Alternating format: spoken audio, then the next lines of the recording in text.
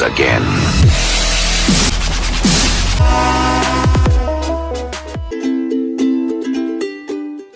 Assalamualaikum warahmatullahi wabarakatuh. Baiklah, saya Indah Santia dengan NIM 2042226 dari jurusan Ilmu Administrasi Negara. Baiklah, pada perkuliahan sistem hukum Indonesia ini, yang dosen pengampunya itu Ibu Yulia Hanusselina, SIP MAP, saya akan menjelaskan materi tentang 1. Penegakan hukum dan permasalahannya di Indonesia. Yang kedua, sengketa hukum, digitasi dan non-digitasi. Baiklah, selamat menyaksikan. Yang pertama yaitu penegakan hukum dan permasalahannya di Indonesia. Penegakan hukum. Penegakan hukum adalah sistem yang di dalamnya terdapat anggota pemerintah yang bertindak secara terorganisir untuk menegakkan hukum dengan cara menemukan, menghalangi, memulihkan atau menghukum orang-orang yang melanggar undang-undang dan norma hukum yang mengatur masyarakat tempat anggota penegakan hukum tersebut berada. Walaupun istilah ini biasanya mencakup polisi, pengadilan, dan lembaga koreksi masyarakat, namun istilah ini biasanya dipakai juga untuk orang-orang yang secara langsung terlibat dalam patroli dan pengamatan untuk mencegah atau menghalangi dan menemukan aktivitas kriminal, dan untuk orang-orang yang menginvestigasi kejahatan dan menangkap pelaku kejahatan baik secara individual atau dalam bentuk organisasi penegakan hukum. Profesor Dr. Surjono Sumanto berpendapat bahwa penegakan hukum terdapat faktor-faktor yang dapat mempengaruhi dan mempunyai arti sehingga penegakan hukum dapat berdampak positif dan negatif terletak pada isi faktor tersebut.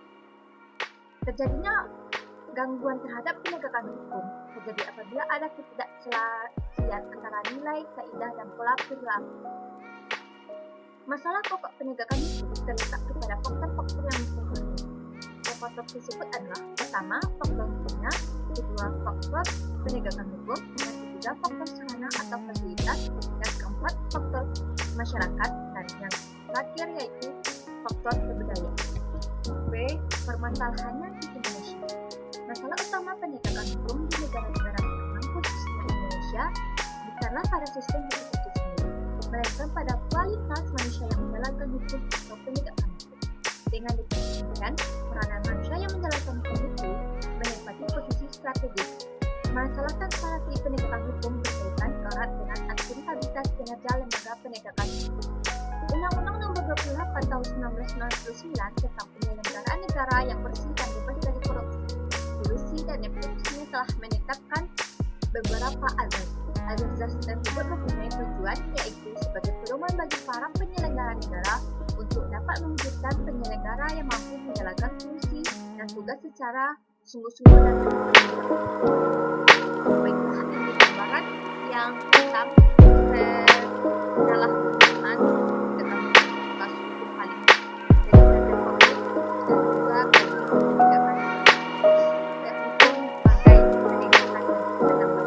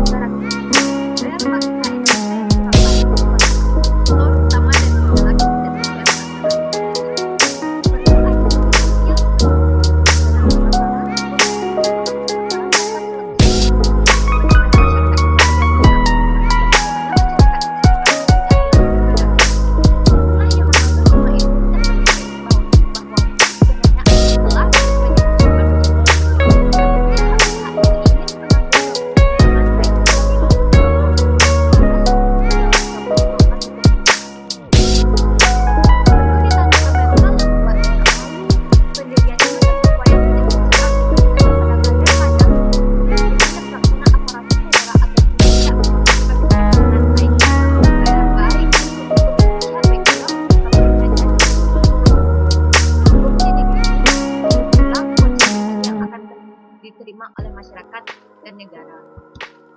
Kita harus malu dengan undang-undang tersebut, harus malu dengan pendiri bangsa yang rela menumpahkan darah demi memperjuangkan kemerdekaan Indonesia. Kita harus menghargai semua perjuangan itu dengan hal yang tidak dapat membuat negeri ini malu di mata masyarakat itu sendiri, bahkan dunia luar. Baiklah, materi kedua yaitu sengketa hukum, digitasi dan non-digitasi. Yang A, sengketa hukum digitasi. Legitasi adalah persiapan dan presentasi dari setiap kasus, termasuk juga memberikan informasi secara menyeluruh sebagaimana proses dan kerjasama untuk mengidentifikasi permasalahan dan menghindari permasalahan yang tak terduga. Sedangkan jalur legitasi adalah penyelesaian masalah hukum melalui jalur pengadilan. Legitasi sendiri merupakan suatu istilah dalam hukum mengenai penyelesaian suatu sengketa yang dihadapi melalui jalur pengadilan. Proses tersebut melibatkan pembeberan informasi dan bukti terkait atas sengketa yang dipersidangkan. Dalam Undang-Undang 1945 Pasal 2 disebutkan bahwa sistem kehakiman di bawah kekuasaan Mahkamah Agung dan Badan Peradilan di bawahnya. Baiklah, inilah proses pengadilan yang ada di peradilan. Lanjutan, badan-badan peradilan tersebut antara lain Peradilan Umum, Peradilan Agama, Peradilan Tata Usaha Negara, Peradilan Militer, dan Mahkamah Konstitusi. Penyelesaian sengketa melalui legitasi ada bermacam-macam jenisnya. Jenis kasus legitasi seperti mengenai pembebasan lahan, perbankan, sengketa keperdataan, kejahatan perusahaan, penyelesaian atas tuduhan palsu atau perbuatan hak asuh anak. Proses penyelesaian sengketa melalui jalur peradilan atau legitasi seringkali disebut dengan ultimum remedium. Jadi maksimal legitasi adalah sarana akhir dari penyelesaian sengketa. Hasil akhir dari legitasi mempunyai kekuatan hukum mengikat terhadap pihak yang terkait di dalam sengketa tersebut. Yang B, sengketa hukum non-legitasi. Jalur non-legitasi berarti menyelesaikan masalah hukum di luar peradilan. Jalur non-legitasi ini dikenal dengan penyelesaian sengketa alternatif. Penyelesaian perkara di luar peradilan ini diakui di dalam peraturan perundang-undangan di Indonesia. Pertama, dalam penjelasan pasal 3 Undang-Undang Nomor 14 Tahun 1970 tentang ketentuan hukum pokok kekuasaan kehakiman disebutkan penyelesaian perkara di luar pengadilan atas dasar perdamaian atau melalui wasit tetap diperbolehkan. Kedua, dalam Undang-Undang Nomor 30 Tahun 1999 tentang arbitrasi dan alternatif penyelesaian sengketa pasal 1 dan angka 10 dinyatakan.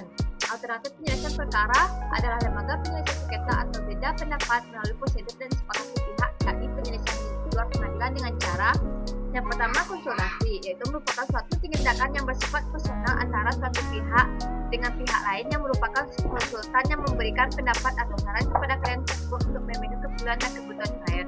Kedua, negosiasi. Penyelesaian sengketa melalui musyawarah atau perundingan langsung di antara para pihak yang bertikai dengan maksud mencari dan menemukan bentuk-bentuk penyelesaian yang dapat diterima para pihak. Yang ketiga, mediasi. Merupakan penyelesaian sengketa melalui perundingan dengan dibantu oleh pihak luar yang tidak memihak atau netral guna memperoleh penyelesaian sengketa yang disepakati oleh para pihak.